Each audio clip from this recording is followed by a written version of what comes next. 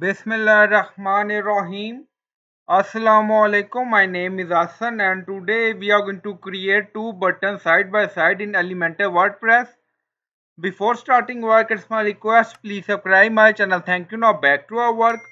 So we are in Elementor page. So we are going to create two buttons side by side in Elementor. On left side you see elements and then you see search widget. So right here button. So first we are going to create two buttons. Now you see button, drag and drop here. So you can add button text and link according to your requirement. So we added button.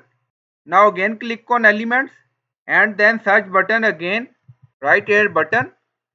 Now you see button, drag and drop here. Now you see two button. So we are going to place two buttons side by side. Now click on button and then go to advanced. Now you see width, default, inline. Now you see another button. So click on it. Again go to advanced.